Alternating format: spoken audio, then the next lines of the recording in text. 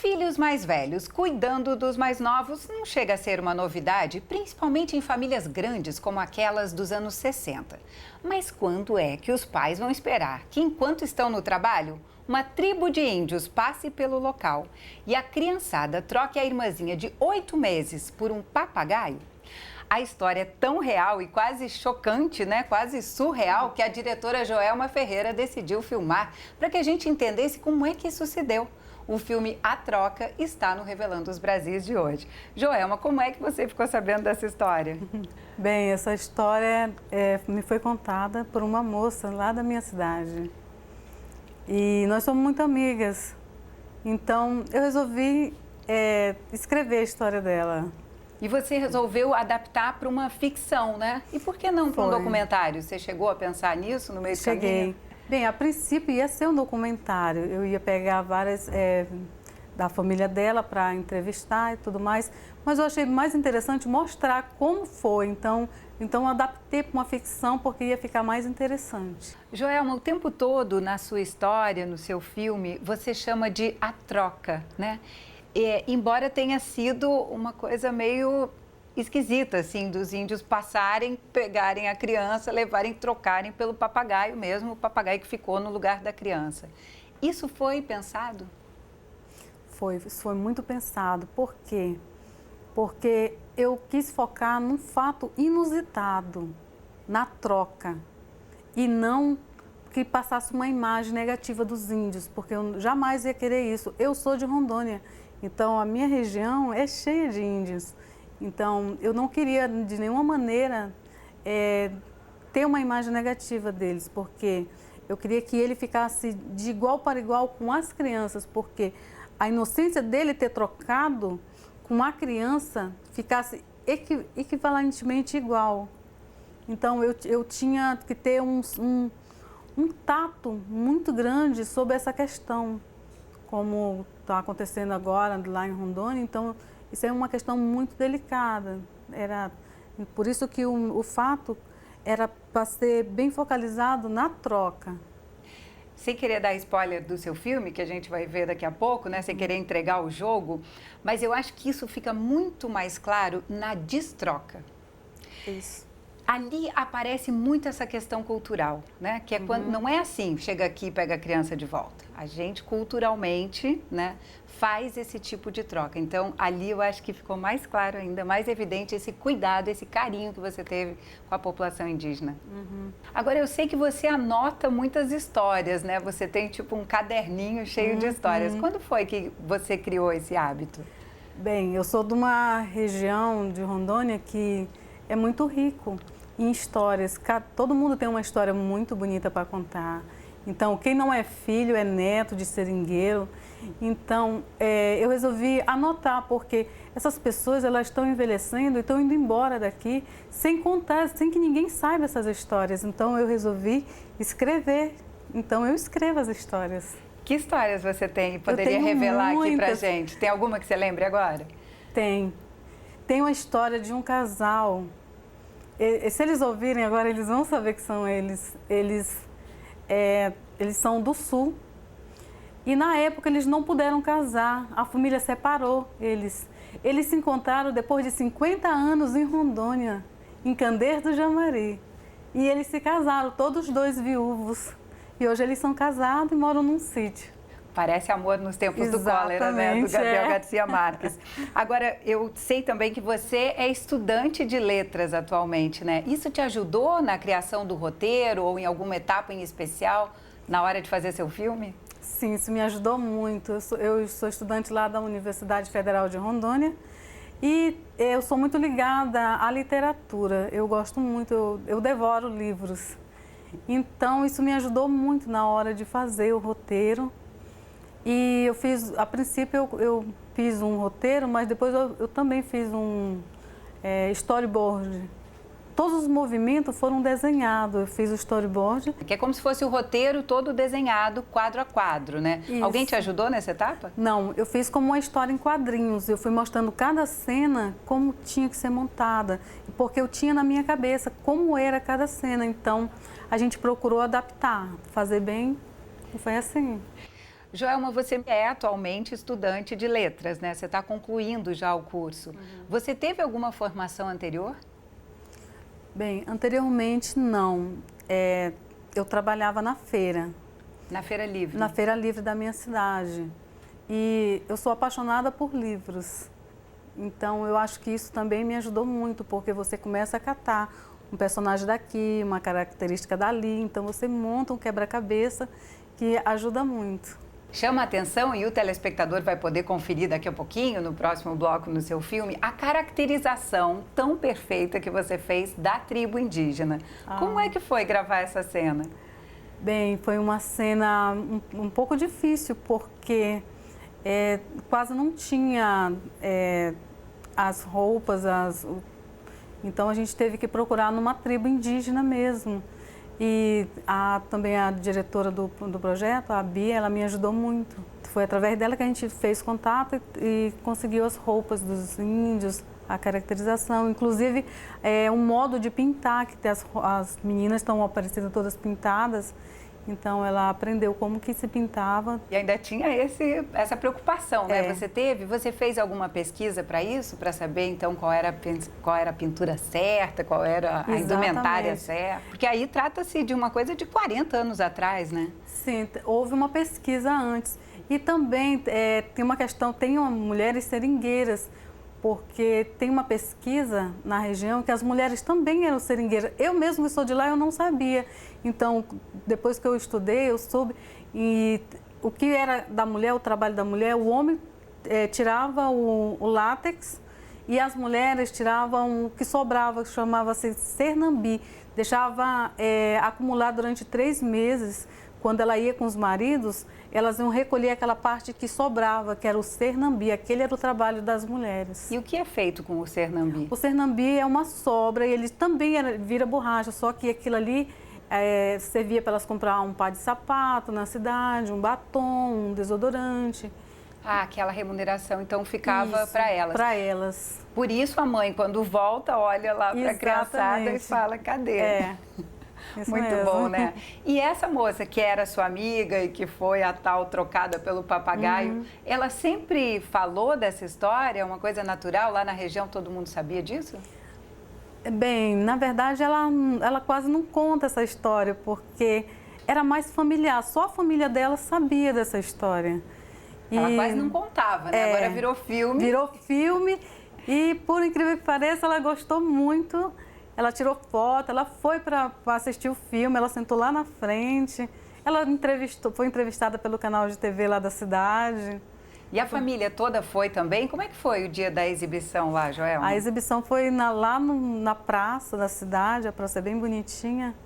E as pessoas foram em peso. Foi muito divertido, muito legal, porque eu gostava de ver a reação do público olhando os próprios atores da sua cidade, das crianças. Então, eu fiquei encantada quando eu via, porque é muito gostoso. A gente se sentir feliz com aquilo, com o trabalho que a gente fez. Você tinha muita gente trabalhando com você ali, né? Era um elenco que estava todo na frente das câmeras e eu imagino que mais gente ainda por trás, né? Também das câmeras. Como é que foi o seu papel de diretora ali? Bem, como eu ainda estudava, eu peguei o pessoal da minha sala. Escolhi alguns, mas quando eu levei, eu percebi que os meus amigos eram muito da cidade. Então, envolvi o pessoal do Candeias e levei um amigo meu que é de infância, que ele é da Ambiental. E também, lá na comunidade, a comunidade abraçou a causa, digamos assim, abraçou a causa, emprestaram a casa e as crianças participaram. Então, foi um envolvimento total, foi uma mobilização total da comunidade. E isso foi muito bom, porque teve uma troca. O pessoal da universidade, o pessoal da cidade, o pessoal da comunidade. E todo mundo trabalhou em conjunto, cada um aportou um pouco de si. E isso foi muito interessante, porque assim, reforçou um vínculo de pertencimento, de identidade. Eu achei maravilhoso. E por isso seu filme ficou tão original, né? E tão genuíno, assim. A gente realmente acredita naquela troca, né? Naquele momento em que os índios também ficam oferecendo coisas às pessoas que foram lá atrás deles para me dar essa criança de volta. A gente não quer entregar, não, porque a história já foi praticamente resumida aqui, mas é muito bacana você ver depois no filme como é que isso vai ficar, né? Agora eu queria saber uma coisa de você. Como foi gravar na mata, especialmente, né? Porque, como você falou, você levou algumas pessoas da cidade para lá. Isso. Foi bem difícil, porque muito mosquito. A gente entrou para dentro do mato e os galhos. E também o tempo, às vezes o tempo estava ruim, mas a equipe é muito competente, as pessoas são muito ligadas naquilo que faz. Tudo que se faz com amor sai bem feito. Então, esse foi o segredo. Bacana. Agora, e a sua história? Quando ela foi contada lá inscrita no Revelando os Brasis, você apostava tudo nela? Essa história vai passar? Ou você tinha dúvidas? Tudo que eu faço confiando. Era o último dia de inscrição, eu escolhi a última história que eu tinha, porque eu tinha várias, escolhi a última e eu fui selecionada. Eu fiquei muito feliz mesmo. E aí depois teve aquela etapa das oficinas aqui no Rio de Janeiro, né? Foi. Onde vocês ficaram durante 15 dias tendo aula de direção, de roteiro, né? De produção, para saber como fazer. E nesse momento essa foto aqui foi tirada. Eu queria que você se visse, se revisse nessa foto e me mostrasse. Cadê a Joelma aí? A Joelma está aqui. Você se sente essa mesma pessoa aí dessa época? Bem, aqui existe um antes e um depois. Essa Joelma aqui, ela já vinha procurando, mas agora ela se encontrou. Essa Joelma aqui se revelou. Muito bom, muito bom. Tá aí, tá vendo por que a sua história tá aqui no Revelando os Brasis? Muito bom. No próximo bloco você fica então com o curta A Troca. Aposto como você ficou curioso para saber que jeito que terminou essa história de um toma esse papagaio aqui, me dá esse bebê para cá e aproveite para conhecer mais da Amazônia e suas histórias com o trabalho dos diretores que, assim como a Joelma Ferreira, estão revelando os Brasis pra gente. Bom filme.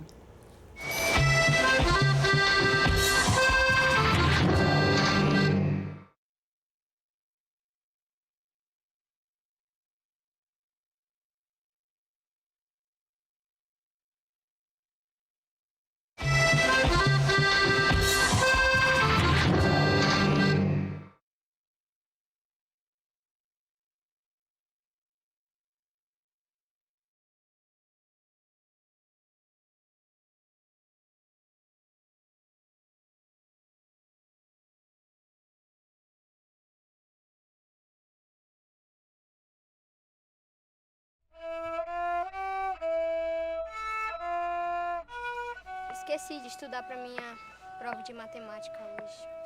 Eu também. Mas sabe o que é legal?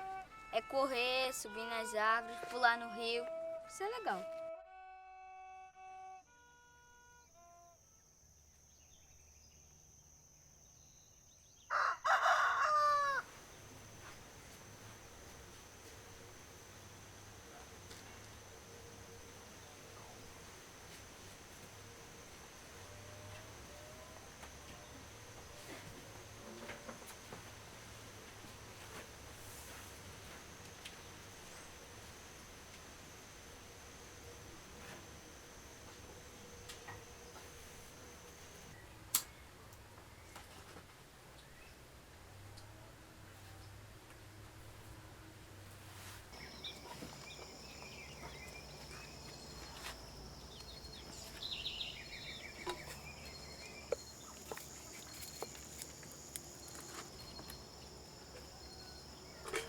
Vambora, mulher!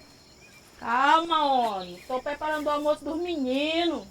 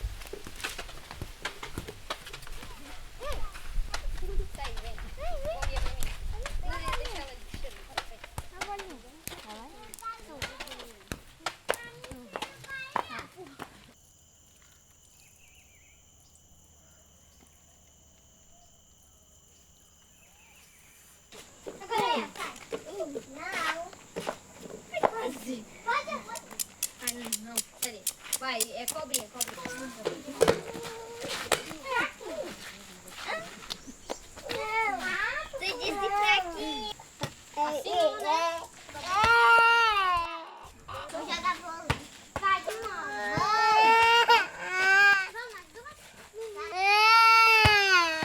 Não!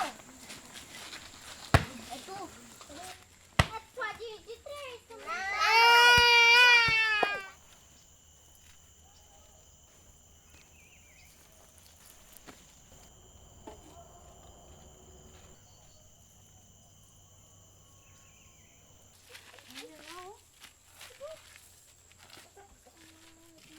Não!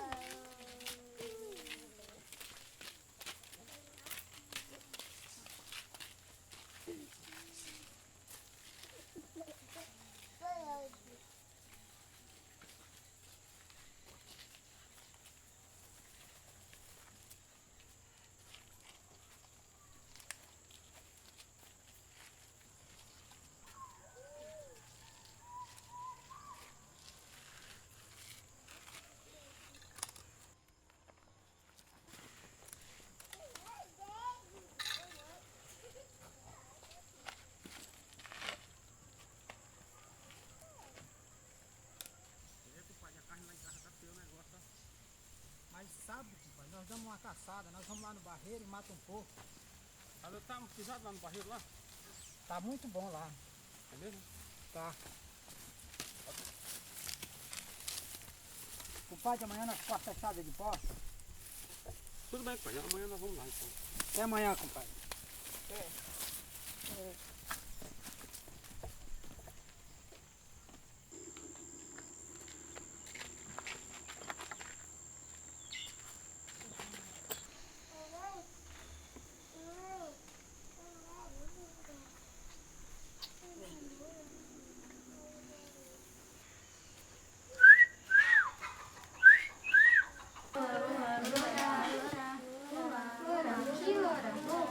Loura, aqui. Loura, pode vir, Loura. Sabia que as primas eram desde de nascença? Loura. Que é isso? Cadê a bebê? Cadê a nenê? Foi ele. Foi ele. Foi ele. Vocês podem me explicar o que é isso, hein? Vinha cá os dois.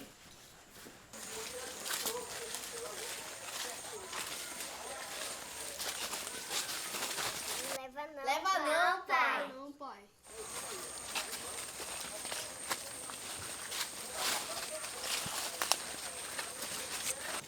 Passaram aqui agora, pai. Vamos, nós alcança ele. Bora pegar esse tudo. Vamos em silêncio.